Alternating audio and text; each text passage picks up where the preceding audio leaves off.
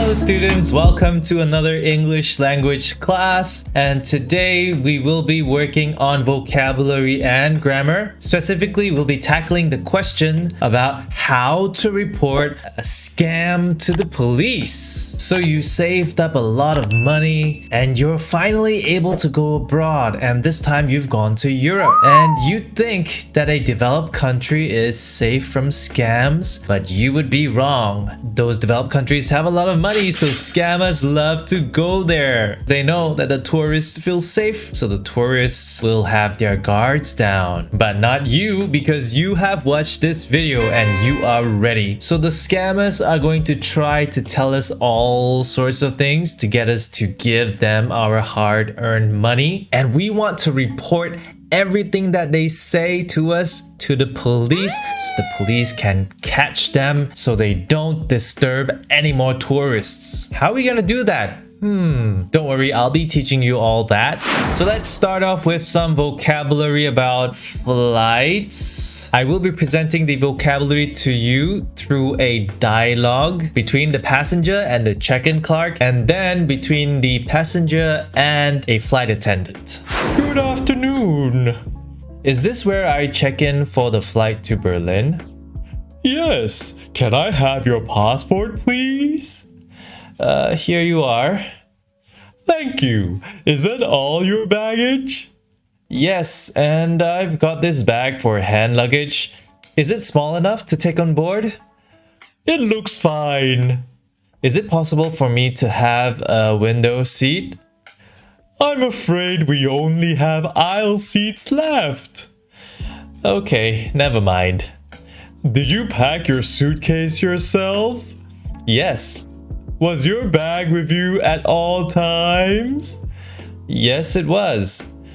Thank you. Here's your boarding pass. Your flight will depart either from gate 13 or 23 at 8:15. It hasn't been announced yet, so check the departures board. Now I'm gonna focus on the vocabulary that are underlined. Check in. Check in is what you do at the counter. These counters here. What you do is you register your attendance and you confirm that you are going to take that flight. If you don't, they're gonna assume that you are absent and sell your seat to someone else. Happened to me a few times because I was late. Passport is a document that you have to make in order to leave your country and enter another country. Baggage are the bags that you bring with you. Hand luggage is a smaller version of baggage that you can bring in your flight and put in the overhead compartment. On board means you get on the plane and then you're on board. Aisle seats are seats in the middle of the airplane, and the path between the seats, those are called aisles, and the seats next to the aisles are called aisle seats. Boarding pass, it used to be a card that the check-in counter clerk would give you after you check in, and you show that card to the flight attendant before they let you in. But nowadays, your boarding pass is on your phone. Better in many ways. Depart is when you leave. Gate is the door that you use to enter your plane. And that's it for this section. Let's go to the next one. How can I help you, sir? Is there going to be a long delay? I mean, I hope we didn't board for no reason. No, the pilot will make an announcement in a moment. So fasten your seatbelt. We will take off in a few minutes. Oh, great. So will we still land on time? Yes, we should.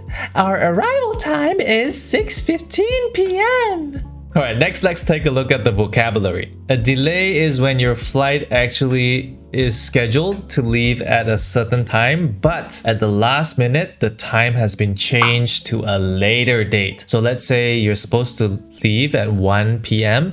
A delay would mean that you leave later than 1 p.m., maybe 2, 3, or 4 p.m. Board means to go inside of your plane. Announcement is what the pilot makes to the public over the PA system. Fasten is when you clip your seatbelts, and tighten it. A seatbelt is a strap that ties you to your chair. Doesn't sound very nice, does it? Takeoff is when your plane leaves the ground, going upwards. Land is when your plane comes back to the ground after flying. Arrival is when you get to some place. And that's it for the vocabulary. If you need any extra help with the vocabulary, let me know in the comments. Otherwise, let's go to the juicy part. Next, we're going to be dealing with grammar, and in this situation, it's reported speech. During my last grammar lesson, we did 4 types of reported speech. This time, we'll be working on questions, commands, and requests. So in this section, I'll be showing you 2 long videos about some kind of scam happening to a tourist, just to give you an idea of what's going on. And then I will show you shorter versions of these long videos, and we will be using those for our grammar analysis. Okay? Good? Let's go. Where are you from? And what do you speak? English? Okay, I'm Daniel from Venice. What's your name? We ask for a signature against drug abuse. Take a look. If you wish, you can help us with a voluntary donation, because Italian government doesn't support our rehab. I have no money, my friend. Oh, but the card is possible. Okay. Can you put a little charity? Yeah. No, but now. Yeah, imagine if you go to a tourist destination in Europe and you meet someone who comes at you with some kind of a document asking you to sign it and then pushing you to make a donation, like what's happening here. How do you report to the police what this person is telling you? All right, so next I'm going to be showing you shorter versions, and we'll be using those for our reported speech analysis. We ask for a signature against drug abuse. Okay, so this guy says we ask for signatures against drug abuse, and his name is Daniel, so said Daniel. How do we change this to reported speech? First, you'll use the name of the person, Daniel, and then we use a verb, let's say said, and then we use a that. And now we need to convert this into reported speech. So we can't use we here because we means me and other people. So I'm not involved in this. It's Daniel. I'll change we to they. Ask, we need to make this past, and then we move this here, like so. Daniel said that they asked for signatures against drug abuse. Okay, we've done this the last time, so I'm not gonna linger too much on the basics of reported speech. Let's go next to reporting on questions. Where are you from?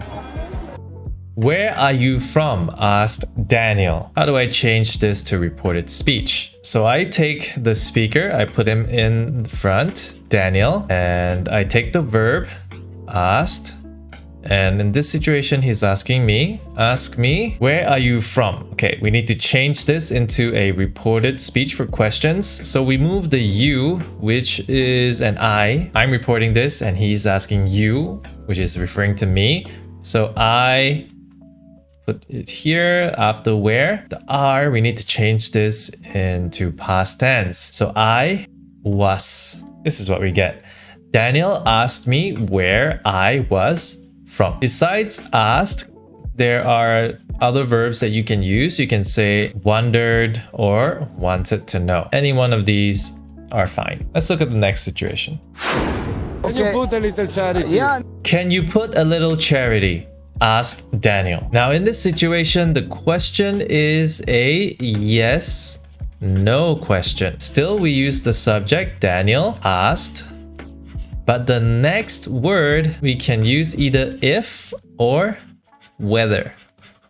Not that anymore. So Daniel asked if you, change this to I because he's talking about me with the you, move it in front, change this to past tense, could, and there you go. Daniel asked me if I could put a little charity. So if or whether, either or is fine. Next, let's look at how we report a command or request. Take a look. Take a look, said Daniel. Again, we use Daniel. Now, and this is a command request, and he's done it in a very nice way. So Daniel asked me to, and then put this here. Daniel asked me to take a look. So rather than asked, You can also use these words, told or ordered. I hope that this was not too difficult. Let's look at another example and let's try to report the questions and commands from that one. Where are you from? Australia. Australia, nice country, yeah. Waka waka. Take one. You not like Africa? This is good like Africa, protection long life. You not like Africa? Good like Africa, protection long life, no problem. Give some points. Come. We've come. Thank you. Thank you very much. So that looks like Barcelona, and these guys were in a group, so they were pretty safe. Imagine if you were traveling alone and all of them going around you and trying to intimidate you and make you buy that whatever thing that they're trying to sell. Not fun. Not fun at all. All right, so let's look at some shorter videos and use them for our grammatical analysis. You not like Africa? Do you not like Africa? Asked the man. How do we change this to reported speech? First, who is the one that's speaking? It's the man, right? The man. We can write asked here, but I want to try a different one. We can say wanted. To know. This is a yes/no question. So I can use if or whether. Next, but in this case, I'll stick with. Over here, the you actually is me, so it's I. Let's move it to the front before the do. Change the do to past tense. Did. And all of this goes here. The man wanted to know if I did not like Africa. This guy's trying to intimidate you into buying his whatever these things are. Okay, let's try it with another example. But this time, let's look at a command or request. Take one. Take one, said the man. So who is the one that's speaking? It's the man.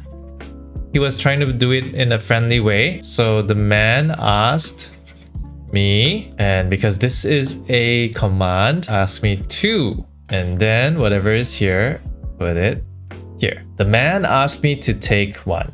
Let's try with another command. Give some points.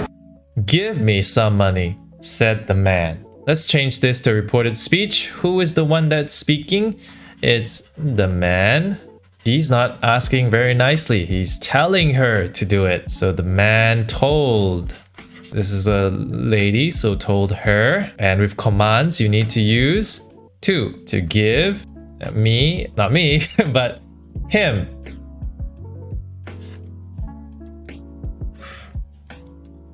The man told her to give him some money. Okay, I hope that you're able to do this on your own by now. If you have any more questions, just let me know in the comments. Other than that, you can go to your Google Forms. You'll have exercises on vocabulary and grammar for reported speech there. But before you go, how can you travel responsibly? We all know that the Earth right now is suffering from pollution, and it's not necessarily your fault. It's the fault of my generation and those before us. And traveling actually contributes to a lot of pollution and a lot of wastage. So as responsible citizens of the world who care about the environment and who care about our future and the future of our children, we really need to think about how we can travel responsibly. So I'm going to cover all of this in my next lesson.